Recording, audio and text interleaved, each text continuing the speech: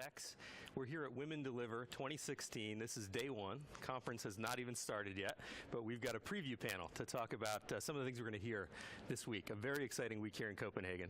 I've got two great guests with me. We're going to talk about all the issues around getting corporates to be part of improving the rights and health of women and girls. How do we forge partnerships? We've got two perfect people to talk with us about today. So I want to turn it over to you to open the conversation. Patrick McCrummen is here. You're Senior Director at Johnson & Johnson. You lead advocacy and partnerships and engagement. You're based in the United States. You're here with us in Copenhagen. Johnson & Johnson has a big presence here this year. Absolutely. We've got Dr. Maarten van Herpen, who's here with us from Phillips. You run the Innovation Hub based in Africa, based in Nairobi. You're actually yourself in the Netherlands, but you are somebody who holds 90 patents you've had granted in the United States. You're an inventor, one of the lead inventors at Phillips, which itself is quite an inventive company. So we've got a great group to talk about this. When we think about health, women and girls, the challenges between the developing world and the developed world, where do companies fit in? Tell us about how your companies actually fit in. What do you do when you think about this, Patrick? Well, it's ultimately a responsibility for Johnson & Johnson as a global healthcare company. We have a very, very large global footprint, and we take our role as a global citizen very seriously. So we're constantly striving to address the needs of women and girls. We're very passionate about our support of Women Deliver. We've been a supporter for many, many Women Deliver expos, and as we all know, that they're every 3 years.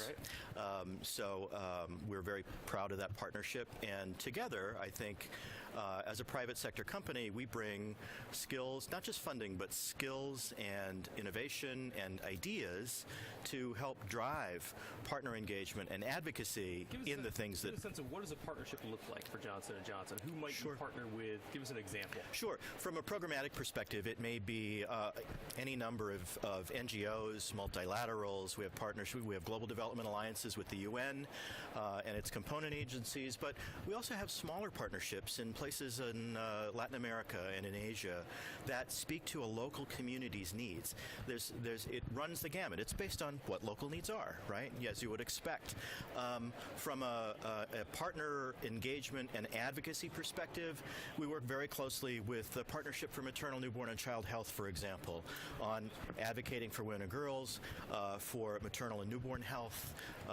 We just launched a partnership with the Canadian government and Plan and Save the Children Canada and World Vision Canada called Born on Time, which focuses on premature births. So it really depends on the need, but at a very fundamental level for Johnson & Johnson, it's about finding the right partners to take on the right challenges that we have unique assets that we can bring to the table to make a difference. So much of it is about the local context, and one of the great things that Women Deliver, I think it's 6,000 participants from all over the world are here, so we get a sense of that local context all in one place. Maarten, you do a lot of work on the ground in Africa. You are innovating products for low resource settings. You've got a couple, I think, here to show us. Give us an example of the kind of work you're doing and how it's relevant to advancing the health of women and girls in Africa. Let me first get back to your first question. How does Philips fit into this topic? And it relates very much to the mission of the company, because Philips has a mission to improve the lives of people with meaningful innovation. And we've set a target for ourselves. We want to improve the lives of 3 billion people by the year 2025 every year. That's not very ambitious at all. 3 billion and people. It's quite an ambition, yeah. And the way we do that is by creating solutions across what we call the health continuum. And that's so exciting about Philips. Okay. Because we make consumer products and we make healthcare products. So we can go from healthy living and prevention of disease. We can go to diagnosis and treatment of disease, and that Philips spans that entire continuum. And what we're doing in the Africa Innovation Hub is also solutions for that entire continuum. Now, what is important to point out here is that the link to our mission is very important to promote and scale innovations that help accelerate the global strategy of health for the UN, for women, children, and adolescents. And that really fits with our mission. Now, what you then need is locally relevant innovation, and I have an example here, and I think that's the one you were referring to. This is the wind-up fetal Doppler device. It's a device that you use during deliveries to check the heart rate of a baby. Midwives do this, because you need to check the heart rate, because if it goes down, that means that there's oxygen shortage.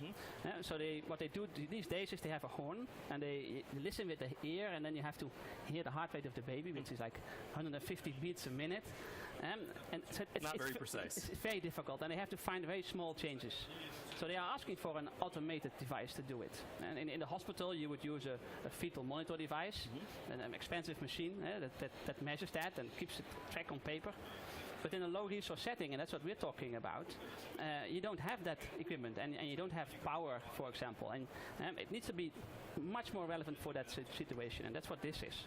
So it's a probe. You put this to the belly, and it will show the heart rate of the baby here. So you turn it on, you can actually hear how it works. But the thing is, it has, for example, power here. So if you have access to power, you can charge it. You can charge it, but it also has backup power, which works like this. And this means that if you turn this for 1 minute, you have 10 minutes of power again. So it's quite strong. And it's also robust. So if I would drop this, this thing is fine. So careful, have a look. I'll throw it for you. There you go. So this thing is fine with that. And where was this designed? This was designed by an NGO in South Africa. Okay. The NGO is called PET.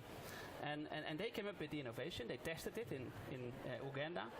And they found 60% more detection of abnormal heart rates. So that's a good result. And they came to us saying, can you help us scale this innovation?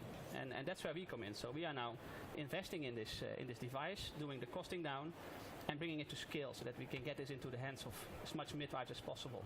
So that's a great example of a partnership, and I know there'll be lots of people here at Women Deliver who are meeting the two of you, seeing your name cards, where you're from. Sure. And I guess one of the questions is, they'll say, how do we partner with a Johnson & Johnson? Right. You know, what is it you're looking for? Give us a sense. What do you look for in a partner? Well, I think we're always looking for the right partner, again, for the right job, right? And so there are many different areas in maternal and child health, for example, that we focus on. But we also are trying to strengthen healthcare systems at the same time. So a sweet spot for us is really to bring those two together. And we have several partners that we've found, and we're in long-term relationships with them, that help not only drive the health of women and children, but also making sure that healthcare workers are where they need to be, and that we're continually training them and things like that. So that's the ultimate partnership, where we bring all of the assets together to address not just one issue, but several issues at the same time. I think lots of people still think, when they think of a corporation, well, that's a place I can go and get a check, philanthropic donation. Do you run up against that still, Maarten? Do people get the kind of partnership you're looking for? Yeah, this is one of the challenges that you have to overcome in a partnership. We do agree that you need to have the right partnerships, and they are key to a sustainable and an inclusive growth. So it's about multi-stakeholder partnerships with NGOs and academia and governments and all together. But indeed, we also see this a lot, that initially an NGO would approach us saying, hey, can we get money? Can you give us a donation? But then when you start that conversation and you find the common ground, which we clearly have if you look at these innovations, then we can start thinking about how can we actually team up and then find a shared value partnership that really helps for the scaling. And the example I just gave from that NGO in South Africa is one of the examples. But of course there are many more. Right, in the end, it's the expertise that your companies bring. It's the ability to scale it. Those are the things you're bringing that are really unique. Absolutely. It's rare for a partnership that is based solely on funding to be successful, because these partnerships hopefully will yield long-term sustainable solutions.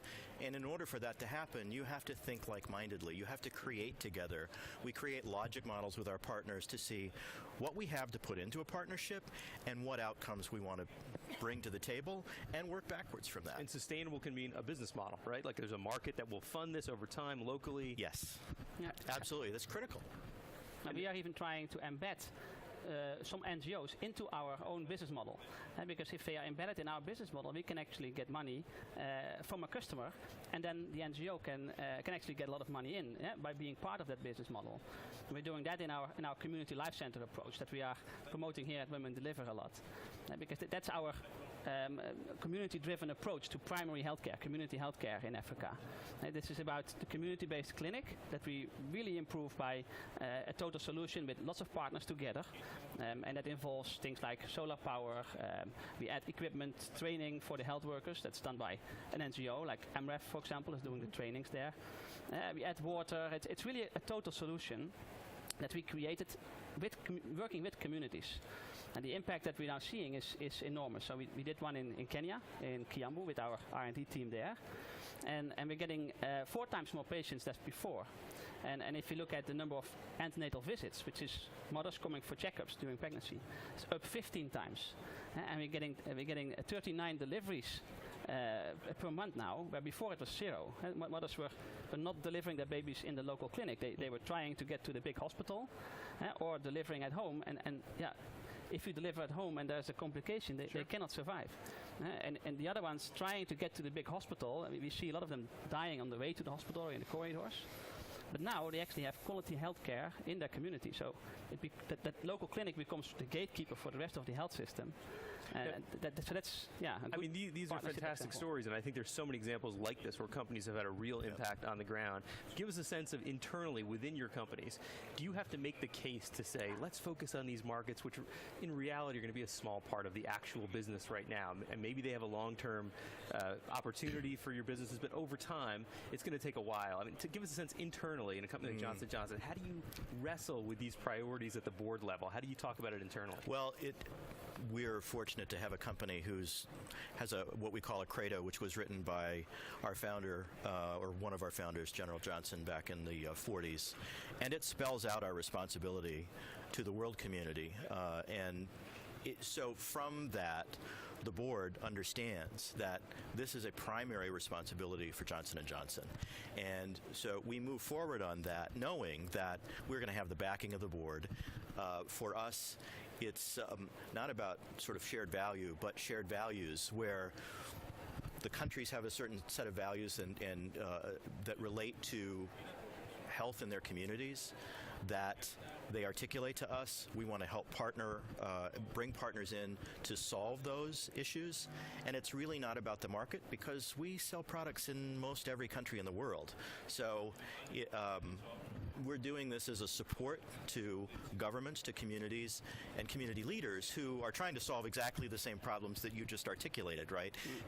Working with other corporations and other NGOs and multilaterals to solve some of these intransigent issues that, at the end of the day, can be solved not just with a check, but with partnerships that really can drive change. Yeah, in the end, this shared value model, which makes a lot of sense in a lot of industries, in the healthcare industry doesn't fit as well, does it? It doesn't. If you've got a drug you've developed in a rich market, but it can save lives today in a market where you're not going to make any money, you still have an obligation to that's go there. Absolutely right. And I know companies like yours do that already. You mentioned earlier health systems as a critical piece of this puzzle. We saw the Ebola crisis, which is just kind of wrapped up. It's still ongoing in a sense, but it's just wrapped up. And health systems were a critical element of this, the weakness of the health systems in West Africa. When you think about your own work, the partnerships you're doing on the ground locally, the role of governments, are you seeing a systemic approach, or do you feel like you're doing one-off partnerships here and there? Are you getting to the stage yet where you are part of that global health conversation at the level of governments, of UN agencies, as a private sector? I think it's Phillips, yes. Yeah. This is really going well. So really trying to team up with all these organizations.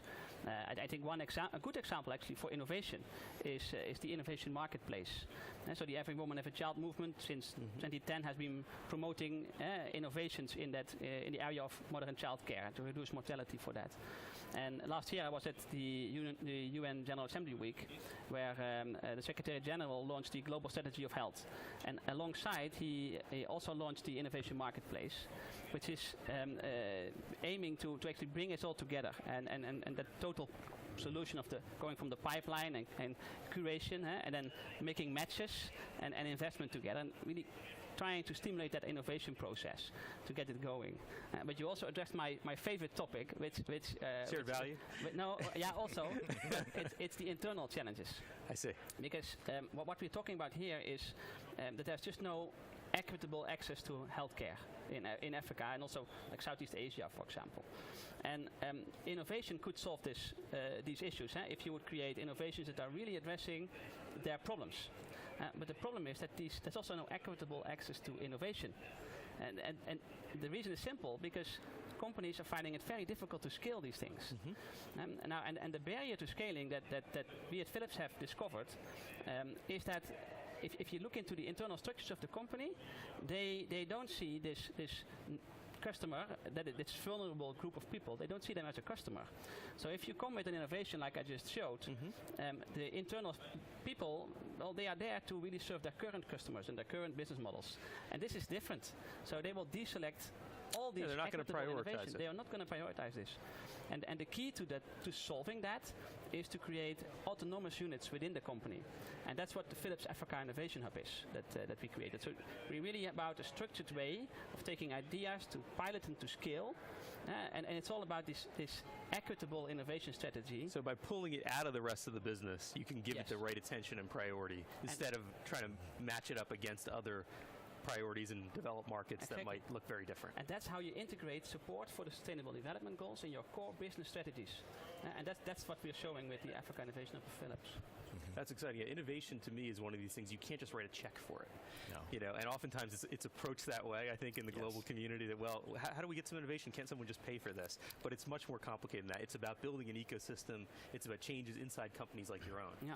Well, it's about the value proposition of the word innovation. I think it's thrown around a lot, and it means different things to different people. So, for example, in Phillips's case, what you're doing is very specific, and these kinds of innovations that you bring to the table are, right for your company and right for the needs. And that's, to me, that's what true innovation is. When you've actually solved an issue that is one that is pervasive around the world, no matter what the healthcare system is. It's not just enough to invent the widget, whatever it is. And we've seen so many of these, right? I mean, the history of the global health community is littered with lots of these widgets. The question is, can you take it to scale, which is something a company like yours knows how to do. I know you've got another one here, the Charm. Can you show us that? I can show this. Yeah.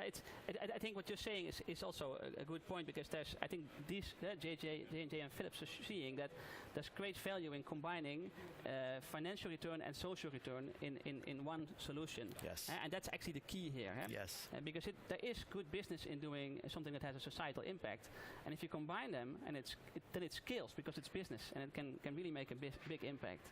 So this is the Charm device. We developed this to address childhood pneumonia. That is the #1 killer for children in Africa.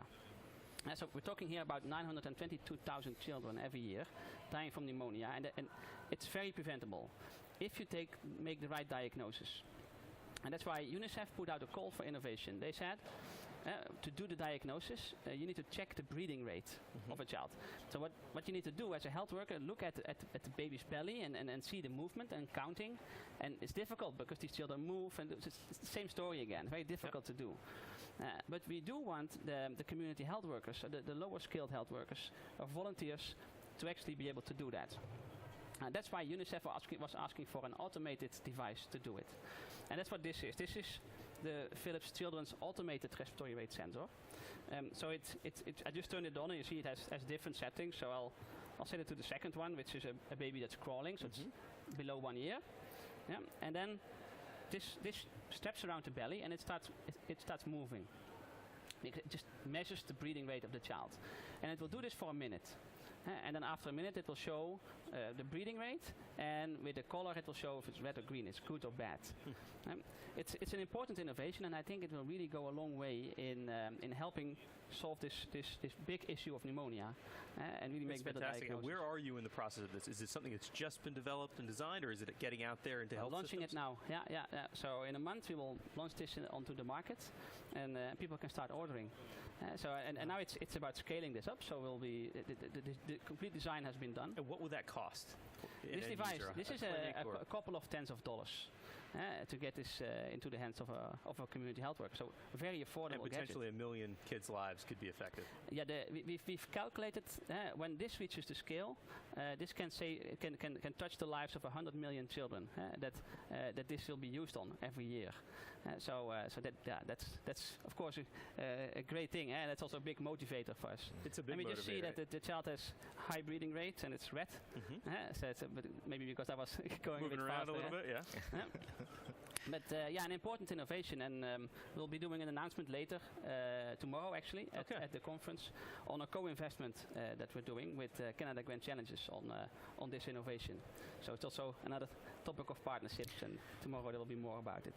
Well, and as I'm thinking about your description of this and how easily it solves a problem, this is probably a function of, the first function of innovation is to listen, right? And in terms of healthcare systems around the world, every one of them is different. It relies on trained clinicians and skilled professionals, but it also relies on community healthcare workers. And in certain situations, they don't have these kinds of tools. This makes their job easier. So I think that's one slice of how we try to reinforce healthcare systems. Mm-hmm. The other, through many Johnson & Johnson programs, is to train community healthcare workers to build capacity of healthcare systems, and at the end of the day, listen to those community healthcare workers. What do they need? What are their challenges? They're the ones those there kinds of on the things. ground. They're with patients every day.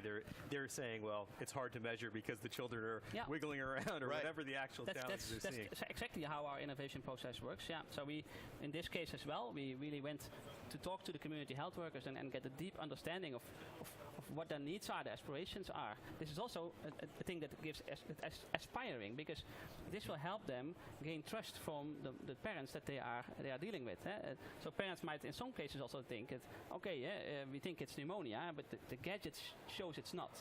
So then you actually don't have to prescribe medicine, and that's also a good thing. And in other cases, it will clearly show that medicine is important. And I think what Patrick is getting at is in a lot of these low-resource environments, there really aren't enough trained clinicians or doctors. And that's not something you're going to solve overnight. But this is the kind of thing you can introduce relatively quickly. You can start working with local community health care workers who are there now. That's right. And really affect change in the healthcare system. Well, and actually that's where advocacy plays a big role in strengthening healthcare systems, because as we see gaps being filled, there are also gaps that are being created because healthcare workers aren't getting paid, or they're working extraordinary shifts, 80 hours a week, things like that. Governments sometimes, I think, don't realize the issues. That I was in Ethiopia and Debark last fall, and I was talking with a doctor who had started 3 years ago, was very excited, just out of medical school. The government paid for him to go to school, started on his journey.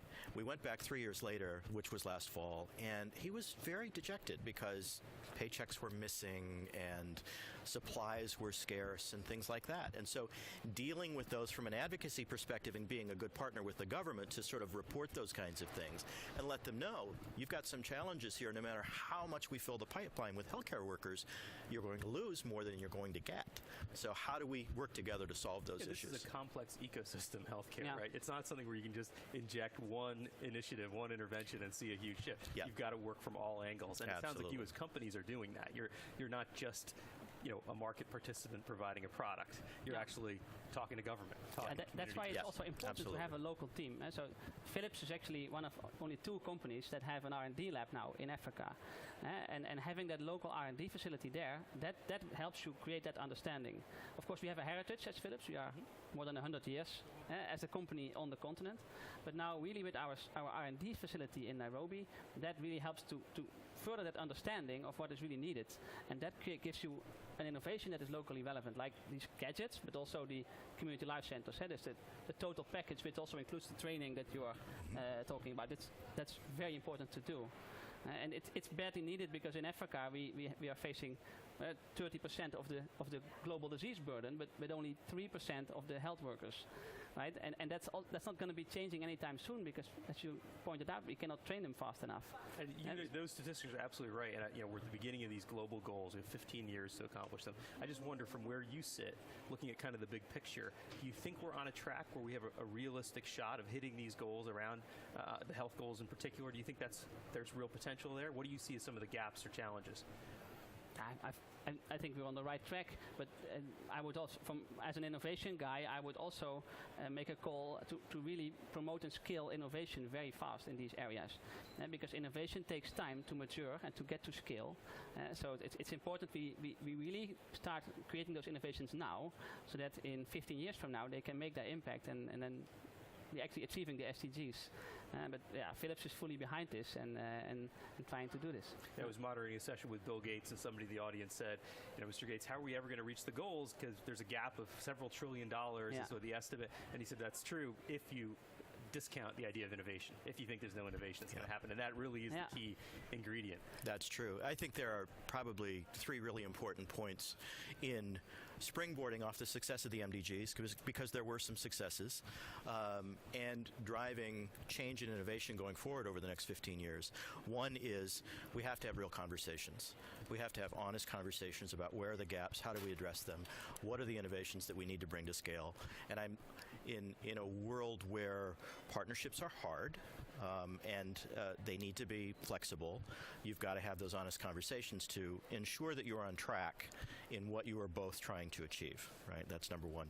I think number 2 is that the partnerships have to be flexible enough for change midstream, because as you know, you get out into the middle of Ghana and you have gone in with what you think is a really clear plan, and you realize things are different or things have changed.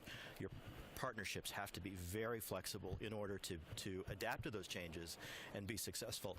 And I think finally is talking about the successes. I think we talk a lot about morbidity, mortality. We're not there yet. A lot of the things that in terms of the global health audience, that's where we focus. We focus on clinical statistics and things like that. There are a lot of really great stories out there of lives that have been changed or saved because of innovation, because of a health worker who really made a difference. And to be able to tell those stories in a global narrative, that brings more people into the conversation about the fact that we are making progress is infectious. And I think we'll feel... Infectious in a good way. Yeah, infectious in a good way. And I think we're going to see that at Women Deliver for sure. Yeah. The energy and the enthusiasm here really is palpable, and I think it just speaks to the kinds of stories that we can tell longer term over the next 15 years about changes that have been made. People will hear them say, well, maybe this isn't so bad. Maybe there is another way that we can do this and move things forward. I think you can already feel that energy. I know it's early going, but just the idea that 6,000 women and some men are getting together here and saying, hey, this really matters. Right. This is what we've committed ourselves to. Yep. These goals are top priorities for our organizations. I think it does send a real message of optimism. I would add one to this list, which is leapfrogging, and links back to what Gates was saying, leapfrogging of health systems, because of course there's a lot to do still in order to improve the quality of healthcare in Africa, but we're also building it from scratch at some moment, so we can be more innovative than in the rest of the world in our approaches. And for example, training other health workers to give the care that otherwise a doctor would do, and at the same time improving quality of care and reducing cost. And I think that's why we can really make that leapfrog, a big step, and be much more efficient in our health systems in Africa.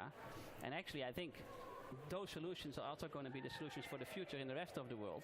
But also, healthcare costs are really rising to enormous levels. So actually what we're doing in Africa might be the future for the rest of the world too. Absolutely. Some of these devices you're innovating there could become home devices in the United States or in Europe. Yeah, it's an exciting moment that we're at here, I think. What are your, in the final minutes that we have left, what are your thoughts about Women Deliver for you, for Johnson & Johnson? What do you want to get out of this week here? What are the kind of messages that you're bringing to the sessions you'll be a part of? I have to say that, everybody that you meet here is just really happy to be part of this global community and learn from each other, right? That's the great opportunity here at Women Deliver. Networking, of course, is big, but there are a lot of great panels, a lot of great ideas that I think will come to the forefront, and I think Katja and Jill have done a great job of really thinking through what are the topics of the day and how do we address them. Not always in a comfortable way. I think both of them are really push the envelope to make sure that we have real conversations, and we need that. We need that. What about you, Maarten? What are you looking to get out of this week? I hope to find partners in scaling innovations, and I also by sharing our story of Phillips, I hope to inspire other companies to do what we did and join us in embedding the SDGs into your core business processes, core business strategies, and start creating these innovations like we are doing, because I think it's very important for achieving the Sustainable Development Goals that other companies are joining us in the same way. That's great. Yeah, I think this has been a fantastic conversation. Yeah. This is an important moment. I think you said it just right, Patrick, when you said partnerships are really hard. They are, but they're needed. They're hard, but they're needed, and it's work that's worth doing. Congratulations for all the good work you're doing, and have a fantastic week here at Women Deliver. Thank you. Thanks, Raj. Thanks, Maarten. Thanks.